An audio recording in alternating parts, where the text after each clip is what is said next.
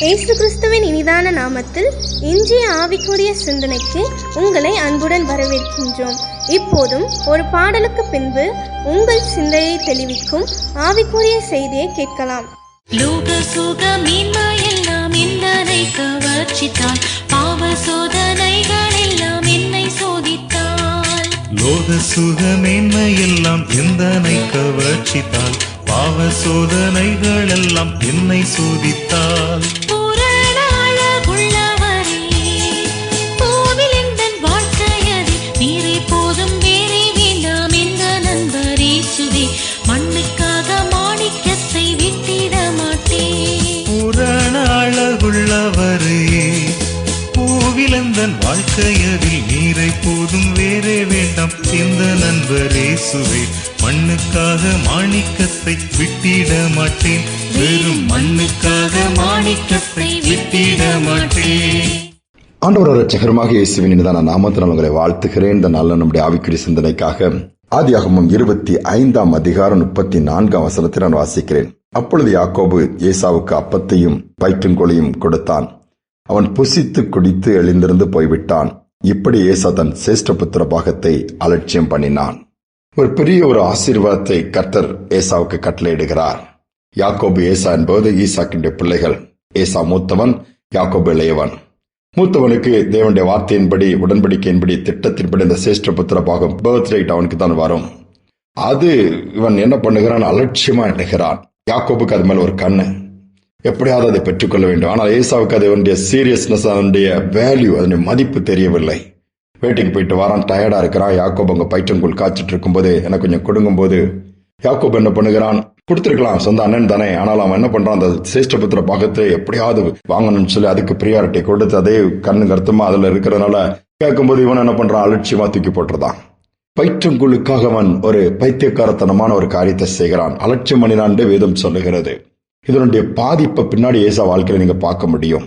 அந்த பயிற்றங்கோல் அந்த சாப்பாடு மிஞ்சி போனா ஒரு 2-3 hours தாங்கும், அவ்வளவுதான். அதுக்கு ஒரு திரும்ப பசிக்குமே. ஒருவேளை அந்த சேஷ்டபுத்திர பாகத்தை விற்று போடாமல் ஆண்டவருக்கு பிரியமா இருந்தால் ஆபிரகாமின் தேவன், ஈசாக்கின் தேவன், ஏசாவின் தேவன் என்கிற அந்த சந்ததி வந்திருக்கும். விற்று போடுகிறதுனால தேவனுடைய ஆசீர்வாதம் அவனை விட்டு விலகிறது.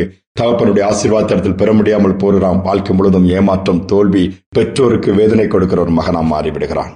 அநேக நேரம் நம்முடைய வாழ்க்கையிலும் கூட இந்த மாதிரி ஒரு சேலஞ்சஸ் வரும்போது நம்ம எப்படிப்பட்ட தீர்மானங்கள் எடுக்கலாம், எப்படிப்பட்ட ஒரு முடிவு எடுப்போம், ஆண்டவருக்கு பிரியமானதை நம்ம செய்வோமா, இல்ல ஆண்டோடைய காரியத்தை உலகத்தின் காரியத்திற்காக விற்று போடுவோமா? அநேக நேரம் ஆண்டோடைய காரியத்திற்காக நிற்கும் பொழுது நிறைய விலைக்கரியம் செலுத்த வேண்டியது இருக்கும், நிறைய வேதனையான அனுபவங்கள், இழப்புகளை கூட சந்திக்க நேரம். ஆனால் நிற்க வேண்டும் என்று ஆண்டவர் விரும்புகிறார். நின்று பார்ப்போம் என்று சொன்னால் நம்முடைய சந்ததிக்கு அது ஒரு பெரிய ஆசீர்வாதத்தையும் மேன்மையும் கொண்டு வரும். ஏசா அதை செய்யவில்லை. இங்குதான் கிருபை இழக்கிறான்.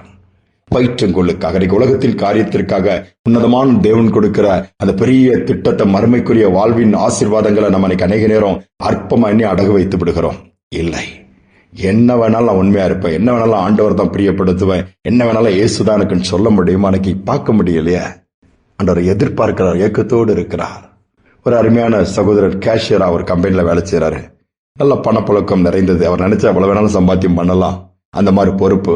ஆனால் இவர் கர்த்தருக்கு பயந்து உண்மையா இருப்பா. அவருடைய பிள்ளைகள் உண்டு, மனைவி, குடும்பமோ கஷ்டம் தான். ஆனாலும் கிடைக்கிற சம்பளம் போதுன்னு சொல்லி சோமனி வாழ்ந்துட்டு இருந்தாரு. பக்கத்தில் உள்ள மற்றவங்க சொன்னாங்க, நீ கொஞ்சம் ஓகே சொல்லுப்பா, நாங்களே உனக்கு சம்பாத்தியம் பண்றதுக்கு வழியை நாங்க காமிச்சு கொடுக்கிறோம், நீ எதுலையுமே மாட்டிக்க மாட்டா, அவ்வளவு காரியங்கள் இருக்கு, நீ என்னன்னா புத்தமத்துல இருந்து இன்னும் பிச்சைக்கார மாதிரிதான் அவன் குடும்பம் இருக்குது அப்படின்னு சொல்லிலாம் பல பேர் திட்டினாங்க. என்ன செவி கொடுக்கவே இல்லை. கடைசி வரை உறுதியாய் உண்மையா தான் இருந்தார். உண்மையா இருக்கனால அந்த கம்பெனில ஒரு பெரிய ரிவார்டு எதுவும் கொடுக்கல, ஆனால் அது போதும் என்று சொல்லி இருந்தார். கொஞ்ச காலம் கஷ்டப்பட்டாரு. பிள்ளைகள் படித்த ஆளானாங்க. எல்லாருக்குமே ஒரு பெரிய கவர்மெண்ட்ல ஒரு பெரிய லெவல் போஸ்டிங்க கர்த்தர் கொடுத்தாரு. ₹1 கூட செலவு இல்லாம படிச்சாங்க. போஸ்ட்ல ஸ்காலர்ஷிப் கிடைச்சது. நல்லா எல்லாத்துலயும் மார்க் ஸ்கோர் பண்ணாங்க. எல்லா எக்ஸாம்ஸ்ல பாஸ் பண்ணாங்க. பிளேஸ்மெண்ட் கவர்மெண்ட்லேயே ஆட்டோமேட்டிக்கா அந்த பிள்ளைகள் நல்ல நிலைமைக்கு வந்து ஆசீர்வாதத்தை சொன்னி. காரணம் தெரியுமா? அந்த தகப்பன் உண்மையாக இருந்ததினாலே. இந்த தகப்பன் ஆண்டவருக்கு பிரியமா இருந்தால எவ்வளவோ சம்பாத்தியம் பண்ணுவதற்கு வழி இருந்தாலும் ₹1 கூட தவறான வழியில என் வாழ்க்கைக்கு வரக்கூடாது, என் குடும்பத்துக்கு வரக்கூடாது. அது ஒருவேளை மற்றவங்க பார்வைக்கு பணமாக தெரியலாம், அது ஒருவேளை ஆசீர்வாதமா தெரியலாம். வேதம் சாபம் என்று சொல்லுகிறது, வேண்டாம் என்று உறுதியாக நின்றார். இந்த உலகத்தின் காரியத்திற்காக ஆண்டவருடைய அழைப்பை, ஆண்டவர் கொடுத்த அந்த உண்மையான காரியத்தை ஒருபோதும் அவர் விற்று போடவில்லை. நம்முடைய வாழ்க்கை சற்று யோசித்து பார்ப்போம். கஷ்டம் இருக்கத்தான் செய்யும், குறுக்கு வழி பல இருக்கும். ஆனா நம்மடி போக முடியாது. உலகத்தார் போகலாம், மற்றவர்கள் போகிறார்களே, ஆண்டவருடைய பிள்ளைகள் நாம் உண்மையா இருக்கணும்னு ஆண்டவர் எதிர்பார்க்கிறாரு. ஒருவர் அது நிமித்தம் நீதி நிமித்தம் கஷ்டப்படுறீங்களா, உண்மையா இருக்கணும் கஷ்டப்படுறீங்களா, பாக்கியவான்கள் வேதம் சொல்லுது. கிருபை ஒரு நாளும் அப்படிப்பட்டவங்களை விட்டு விலகாது. அந்த கிருபை போதுமானதாக இருக்கும். ஒரு நாள் வரும், அவருடைய பிள்ளைகள் மேல அந்த கிருபை வரும். கிருபை உண்டாகும்படியாக கர்த்தர் செய்து அவங்க வாழ்ந்திருப்பாங்க, உயர்ந்திருப்பாங்க.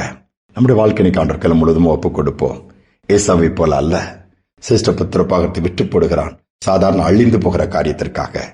அழியாமையுள்ள தேவன் எவ்வளவோ ஆசீர்வாதங்கள் நமக்கு வச்சிருக்கிறாரு. அதற்காக எதை வேணுமானால் இழக்கலாம். அல்ல ஆவிக்குரிய காரியங்களை, ஆண்டோடைய காரியத்தை நாங்கள் இழக்க மாட்டோம் தீர்மானம் எடுப்போமா, நம்முடைய சந்ததி ஆசீர்வதிக்கப்படும். அன்பின் தகப்பனை இந்த நல்ல நாளுக்காக நேரத்திற்காக நன்றி செலுத்துகிறோம். இப்ப ஏசாவுடைய வாழ்க்கையை பார்க்கும் பொழுது நீர் பெரிய மேன்மையான திட்டத்தை வச்சிருந்தீங்கன்னா அற்பமான பயிற்றுங்கொள்ளுக்காக அந்த சிரேஷ்ட புத்திர பாகத்தை விற்று போடுகிறான். அதற்கு பின்பு அவனுடைய வாழ்க்கை முழுவதும் தோல்விகள், சந்ததியும் வேதனையான சந்ததியாக தான் மாறிவிடுகிறது. எங்கள் வாழ்க்கையில நாங்கள் எல்லாவற்றிலும் தாழ்வானாலும் சரி, கடினமான பாதையானாலும் சரி, கஷ்டமானாலும் சரி, நஷ்டமானாலும் சரி, உண்மை சார்ந்து உமக்கு முன்பாக உண்மை உத்தமமா இருந்து நியமித்திருக்கிற பாதையில் ஓட உதவி செய்யுங்க. இருக்கிறது போதுன்னு சொல்ல பண்ண சொல்லுங்கப்பா. கடைசி வரை நிலைத்திருக்க கிருபை பண்ணுங்க. இந்த உலகத்தின் காரியத்திற்காக நாங்கள் உண்மை இழந்து விடக்கூடாது, உம்முடைய அன்பு இழந்து விடக்கூடாது. நீ வைத்திருக்கிற ஆசீர்வாதத்தின் மறுமையின் மகிமையான வாழ்க்கை நாங்கள் இழந்துடக்கூடாதுப்பா. அந்த கிருபை இதை கேட்கிற ஒவ்வொருவருக்கும் உண்டாகட்டும். தைரியப்படுத்துங்க. ஒருவேளை நான் உண்மையா இருக்கிறேன், எனக்கு வேதனை தான், யாரும் என்னை புரிஞ்சிக்கல, நீ பைத்தியக்காரன் சொல்றாங்க, நிறைய பேர் அப்படிப்பட்ட நிந்தனைகள் கடந்து போற பிள்ளைகளையும் இன்னைக்கு தூக்கி எடுத்து தட்டி கொடுத்து தைரியப்படுத்தி தொடர்ந்து நிலைத்திருக்க ஓட உதவி செய்யப்பா. கிருபை பாராட்டுவதற்காக ஸ்தோத்திரம், தைரியம் கொடுப்பதற்காக ஸ்தோத்திரம். நன்மை செய்வதனால் தீமை வருகிறது என்று புலம்புகிற பிள்ளைகளுக்கும் புது பலனை கொடுங்கப்பா. தொடர்ந்து நன்மை செய்ய உதவி செய்யுங்க.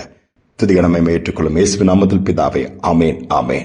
ஆண்டவருடைய காரியத்தை எதுவுமே நாம் அற்பம் பண்ணாதபடி, அலட்சியம் பண்ணாதபடி, பிரியாரிட்டி முக்கியத்துவம் கொடுத்து ஆண்டவருடைய காரியத்தை காத்துக்கொள்வோம்.